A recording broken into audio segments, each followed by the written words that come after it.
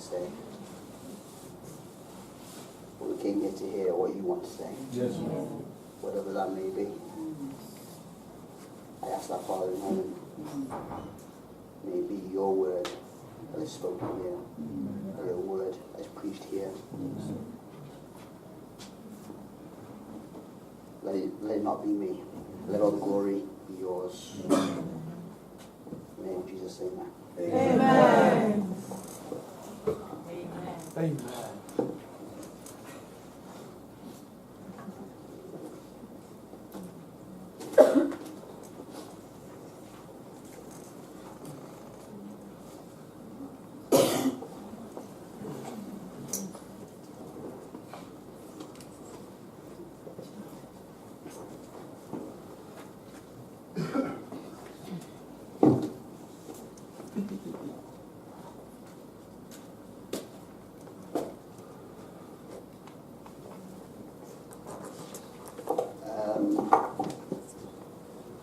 Just want to go to Proverbs chapter 7. It says, "My son, keep my words and lay up my commandments with thee. Keep my commandments and live, and my law as the apple of thine eye. Bind them upon thy fingers, write them upon the table of thine heart. Say unto wisdom, thou art my sister, and call understanding my kinswoman, that they may keep thee from the strange woman, from the stranger which flattereth with her words."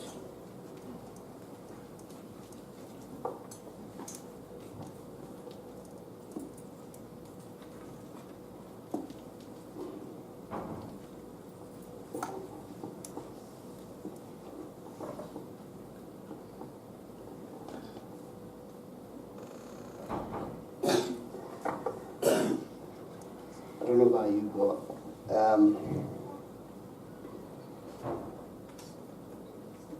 it's in the world, you know, like at work or wherever you are, it's hard to keep God's commandments, to live by His law. Especially in the workplace. I mean, wherever you go, usually everybody around you is not a believer. And we know that the people you associate with, you become like them, no matter who they are. I don't know, is the bad company corrupts good manners. Yeah, that's very true.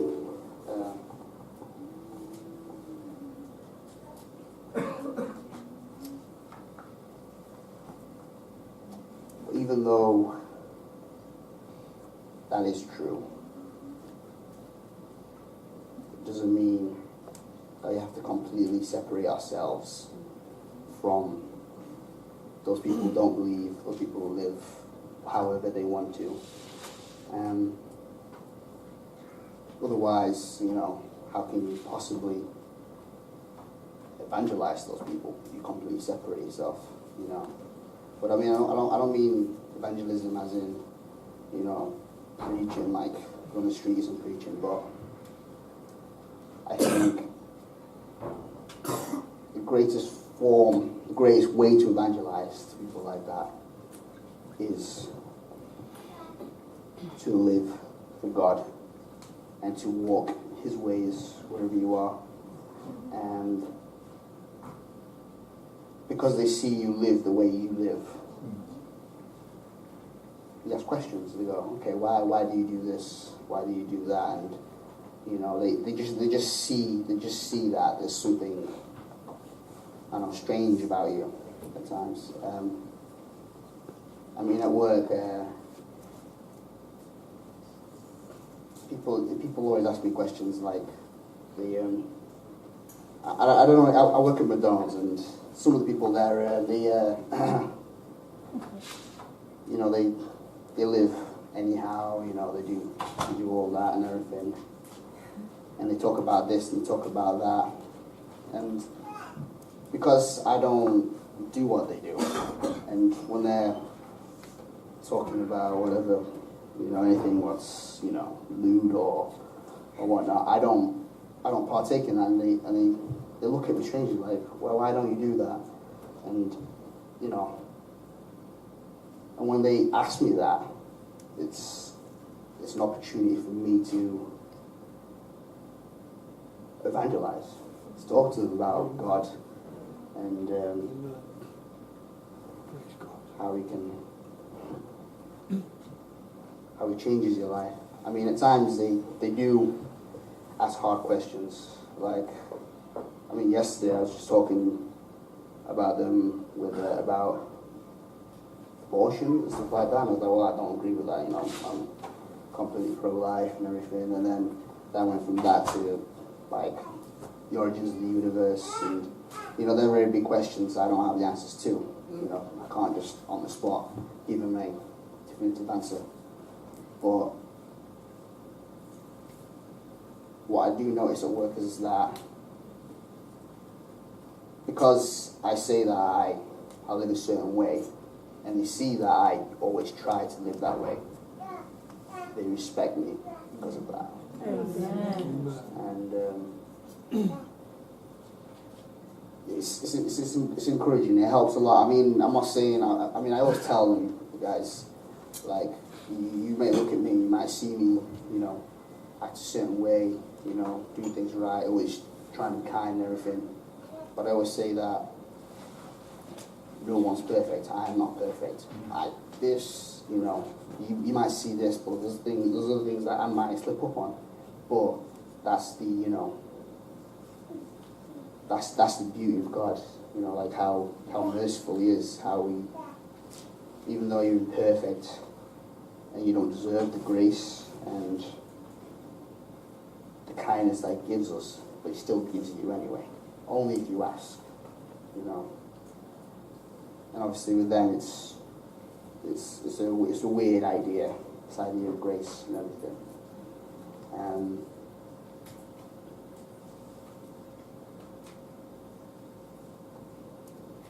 So I find that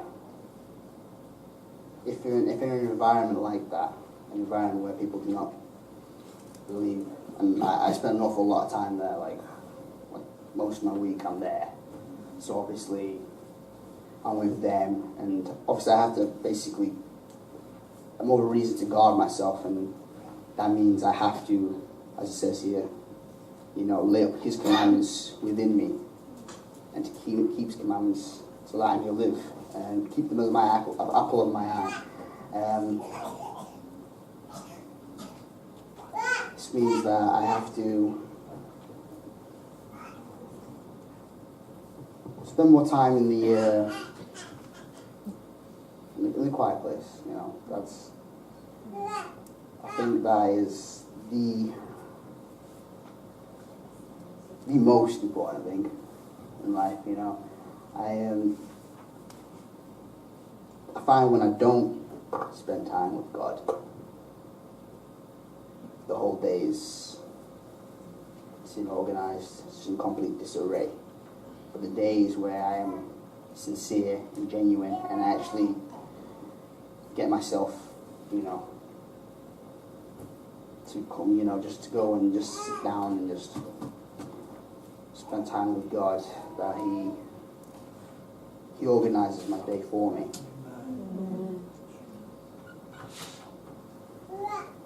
But I don't know about you. I'm honest with you, I'm a little bit of a hard time with that. It's being consistent is you can spend time with God, like it's okay, you spend 2 hours one day, but then to leave for a whole week and then do it again, you can't survive like that. You just can't. And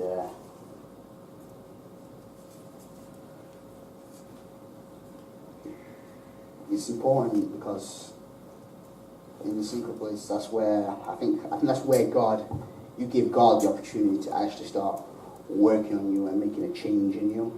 Now, when you remove yourself from that situation, you're not thinking about God. And me, I think a lot, and during the day, there's never really a moment where I can just sit down and just, think on the things that God wants to think on, so that He can actually, make me who He wants me to be in Him. And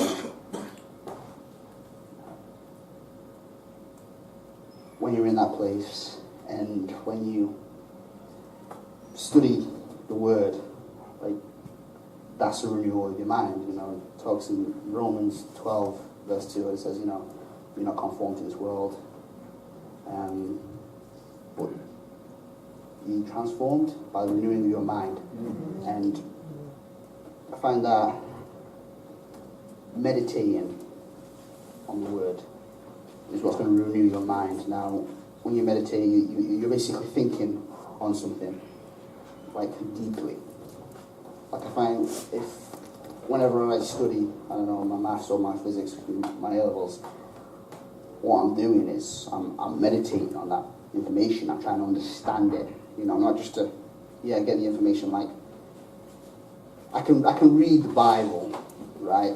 So I have the information, I have knowledge there, but to then get the understanding and the wisdom, now that requires deep thought, to really, for it to make sense, because then you go from knowledge to understanding and to wisdom. That's when you're actually applying it. Now, some of the things in the Bible are hard to apply if you don't have the revelation of that word, which means you have to have the understanding which you get by spending time with God and really asking God for you to, to give you understanding of whatever scripture you're reading.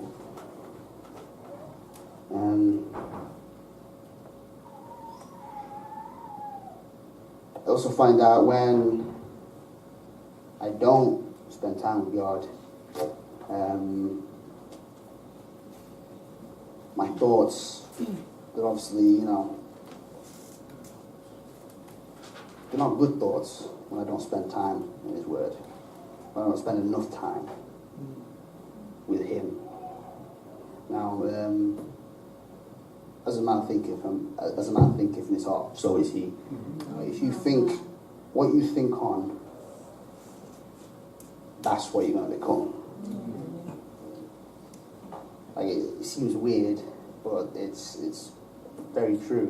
Like, if you think yourself a certain way, you will become that. If you think you're, anxious or weak or this or that, you will become that. And that obviously applies to anything, whether it's good or bad, But what you think on is dependent on the information that you put into your mind or your heart. And I think it's important as well in life to be careful of what information you let in. It comes back to the idea, people you hang around with. Well, like I said, people at work, they talk about this and that, new things. Now, if I'm around them all the time, the information I'm getting is all of that negative information. And then as time goes on, I start to think on those things.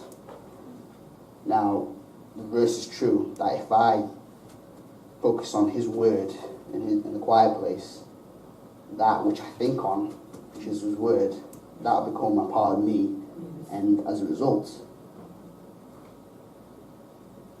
I'll be more Christ-like, which is the aim, The aim is to become more Christ-like, and that requires, the right information. The right information, which you get by spending time in the quiet place.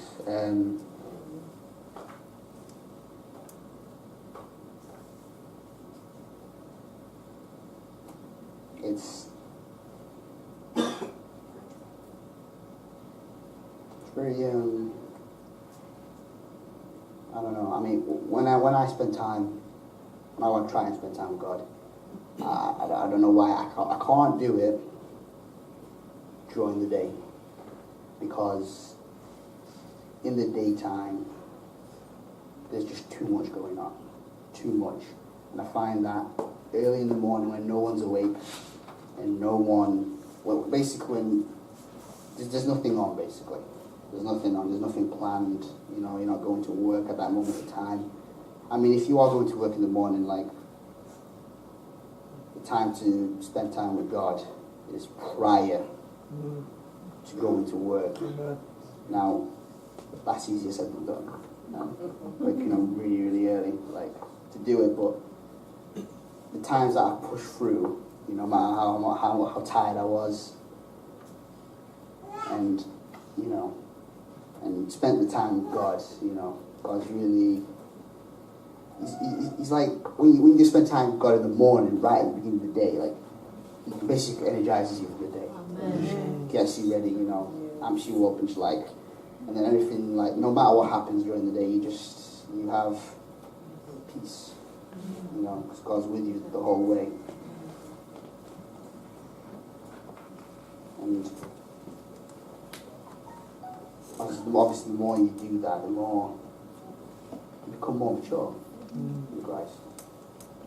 And we were talking about this earlier on, you know, maturing in Christ, you know, like, we're saying that you don't get ruled by your emotions if you're a mature believer. And for you to get out of that, you need to really spend time with God, because and to think on things of God to make you, make you who you should be in Him. And my sister was saying earlier on during work speech, she was saying, when was it Adam and Eve, they sinned, they ran, they hid from God, like they didn't want to be in His presence. Now I think that is one reason why you can find it hard to go into the quiet place at times, because you just feel unworthy.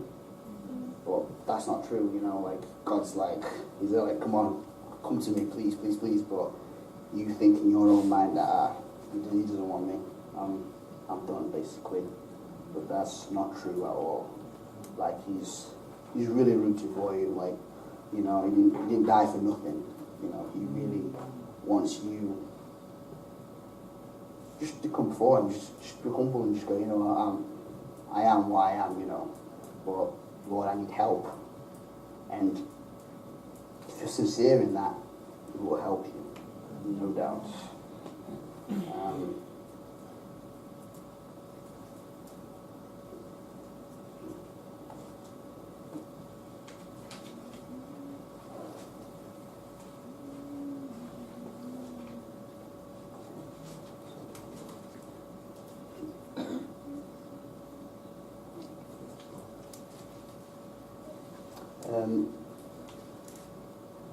In the quiet place, God will give you wisdom, understanding, and guide you, when making big decisions. Recently, uni. I'm planning on going to uni this year, and that's a big decision, but I have my own plans, I know what I want to do, but what matters is what God wants me to do. Because if I go and do some course that is not even, part of my destiny, all I'm doing is wasting my time. That's the truth.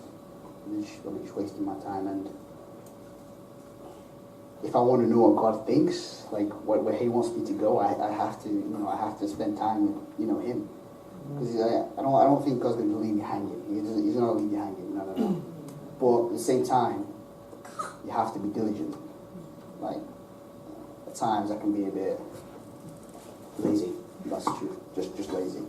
And if you're not diligent, well, I don't know when it says it. I think God rewards the diligent. Things like that. you have to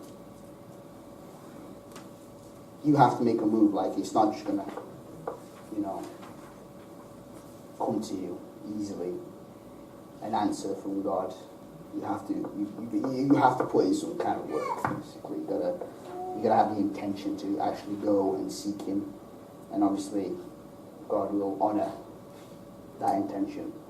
So I think the intention is enough for Him to make a move and help you with whatever you need help with.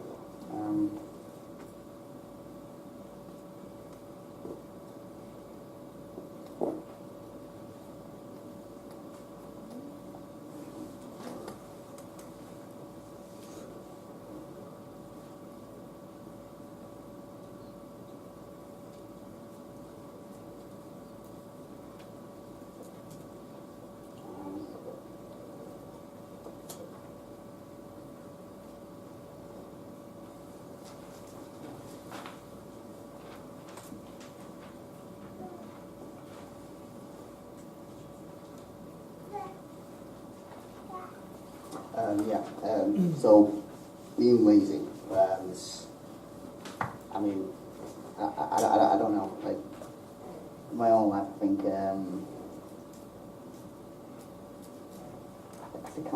think I am lazy. There's no way to, like, sugarcoat that. That's true. I can be a bit lazy. Yeah, get up to work and do what I need to do, but like, there's so many things that need to be done. Good things, things that are going to really change your life, but I don't know why, like, I'm always consistent going out, putting it off and going out, actually, I'll do it later, I'll do it tomorrow, and as a result, you end up not having done what you're supposed to have done, and struggling when you get there. It says here in Proverbs 6, verse 6, "Go to the ant, thou sluggard, consider her ways, and be wise, which having no guide, overseer, or ruler, provideth her meat in the summer, and gathereth her food in the harvest. How long wilt thou sleep, O sluggard?" I sleep a lot. I really do. I think it's a big problem that needs to, I don't know if you have that problem as well, but I do know that. Yet a little sleep, a little slumber, a little folding of the hands to sleep, so shall thy poverty come as one that travelleth, and thy want as an armed man. Like, that's kind of scary when you think about it. If you continue to be sluggish in whatever you do, poverty's coming for you. It's gonna mess you up, and I think it's been slacking anything. You might slack on a few things there and there. That might not be a big problem, but I think it's very important that you keep that in check, no matter what it is, because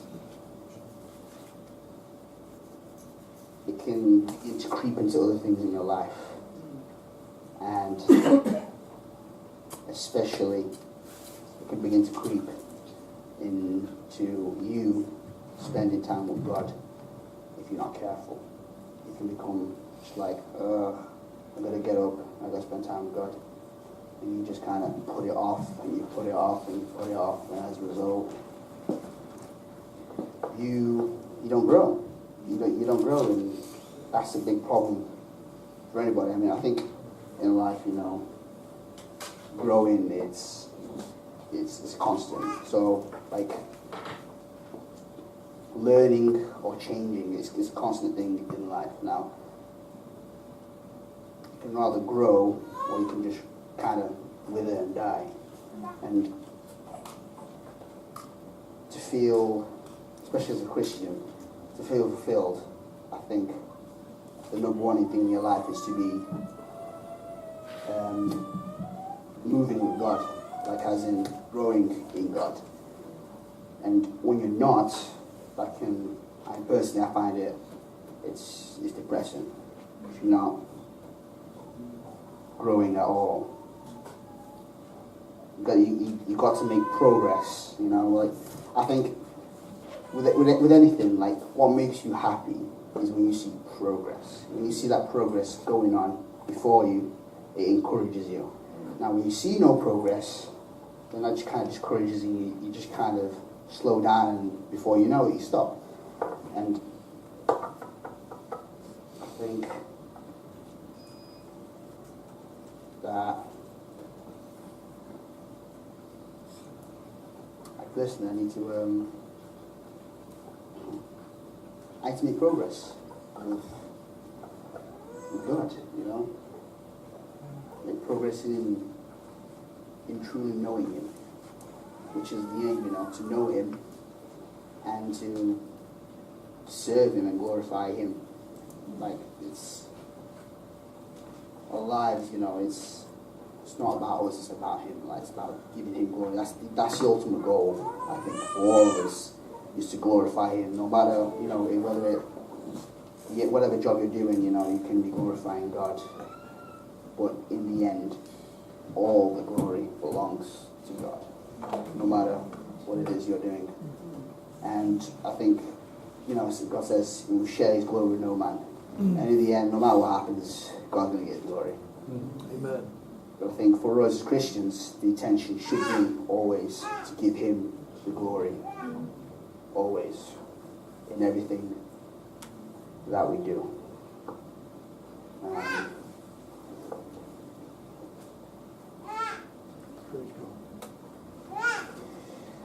I don't know if I have to go anything more to say, but I think it